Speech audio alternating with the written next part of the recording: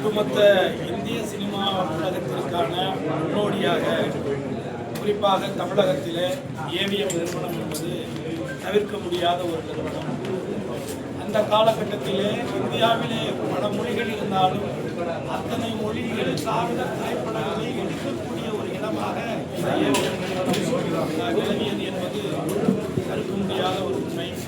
அப்பேற்பட்ட ஏவிஎம் எம்ஜிஆர் அவர்களால் உருவாக்கப்பட்ட இந்த நிறுவனத்தை அவருக்கு பிறகாக பொறுப்பேற்று அதற்கு மரியாதைக்குரிய இன்றைக்கு பயப்பு முதிர்ச்சி காரணமாக இயற்றிய அருமை ஏவிஎம் சரவணன் அவர்கள் ஒட்டுமொத்தமாக அடுத்த தலைமுறைகளுக்கு மனிதன் சிறியவர் பெரியவர் பாகுபாடு பாராமல் அனைவரையும் எப்படி மரியாதையோடு நடப்பது மரியாதையோடு என்பதை அடுத்த தலைமுறைக்கு மிக எளிமையானவர். ஒரு சாதாரணமாக தன்னிடத்திலே பணி செய்யக்கூடிய வேலையாளர்களை கூட வாங்க மனிதன்.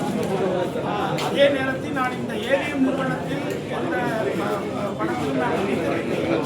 ஆனால் முதன்முறையாக நான் ஒரு பாடகனாக இந்த ஏவிஎம் நிறுவனத்தில் தான் அன்றைக்கு நாட்டாமை பாடலாக நாட்டாமை பாடல் வந்தால் அந்த எல்லாமே அனைத்து பாடலை இந்த ஏவிஎம்மை நான் பாடிய பொழுது மதிப்புக்கு மரியாதைக்குரிய அண்ணன் சரவணன் அவர்களை நான் சந்தித்து ஆசீர்வாதம் அன்றையிலிருந்து பல திரைப்பட விழாக்கள் நிகழ்ச்சிகள் நான் சந்தித்த பொழுதெல்லாம் எப்படி முதன்முறையாக ஒரு பாடகராக என்னை பார்த்தபோது என்னை எப்படி அனுப்பினார்கள் அதே தொடர்ச்சியாக அதை மெயின்டைன் செய்தார் என்பது. ஆகவே அன்னாரை பாடக்கூடிய குடும்பத்தாரும் ஒட்டுமொத்த திரையுலகத்திற்கும் எனது சார்ந்த இடங்களை தெரிவித்துக் கொண்டு நல்ல ஆத்மா நிச்சயமாக இறைவனத்தில் சாந்தியாக குடும்பத்தாரின் சார்பாக என்னுடைய ஆழ்ந்த இடங்களை